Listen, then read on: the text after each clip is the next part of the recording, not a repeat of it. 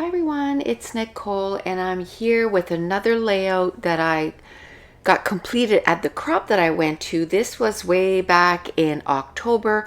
I brought 48 page kits with me. I got 42 pages done. This was layout number 12 out of 42. And when I got to that one, it was kind of simple for me because the picture that I got printed was 8 by 8. So when I got my pictures printed for this crop, I got a few, I think I got one 8 by 8 and maybe a couple of 5 by 7s, and the rest were 4 by 4. I have to admit, my favorite size to scrap is 4 by 4. I find 4 by 6, it's quite limiting.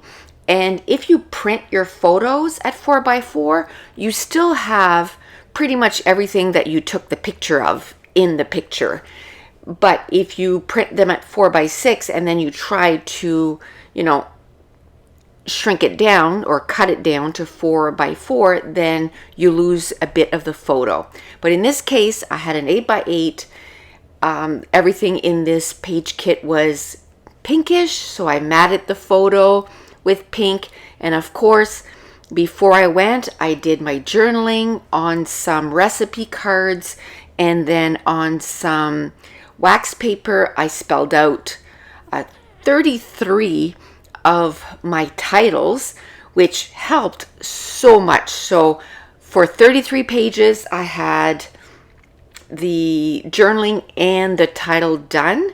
And for 10 out of the 48 page kits, I had the embellishments cut out.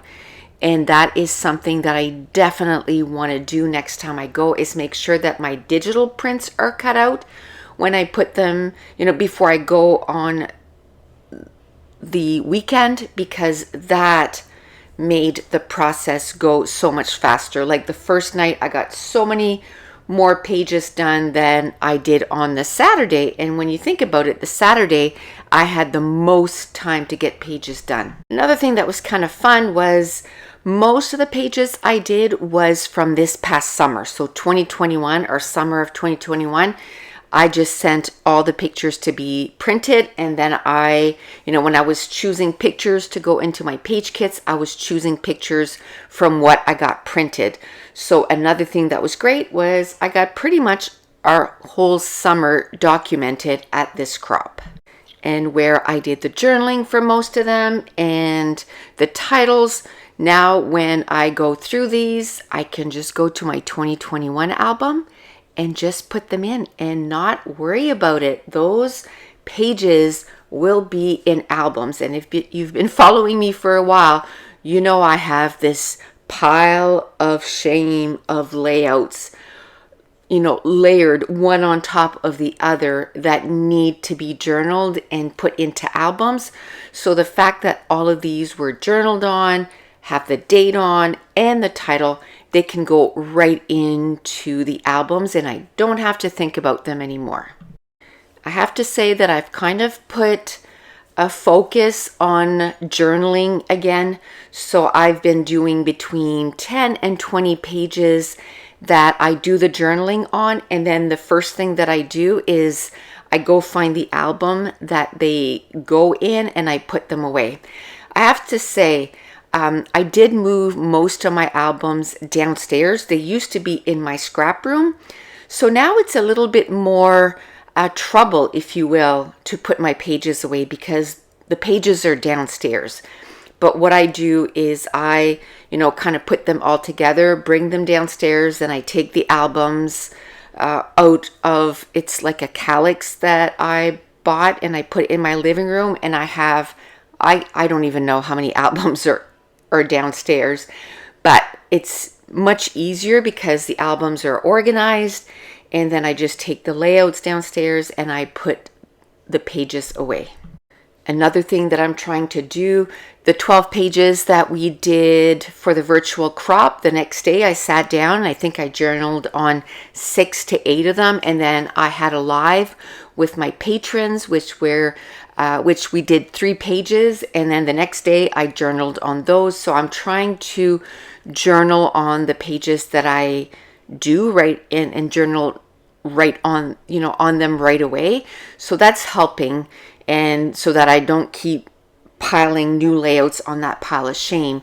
But my goal for 2021 is to bring that pile, I'm not going to say totally gone, because I think that would be almost impossible, because I think I have close to 500 layouts that need to be journaled on, and that's not a little bit of exaggeration. So close to 500 layouts to journal on. So that would mean that I would have to do, like, I don't know, 80 layouts a month, which I suppose is doable. But you know how it is. Even though I say that I'm going to try and do 20 a week, more than likely it's more like 10.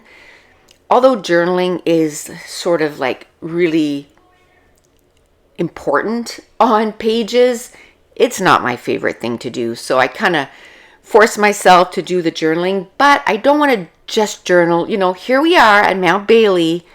You know what I mean? Like, I want it to have a little bit more.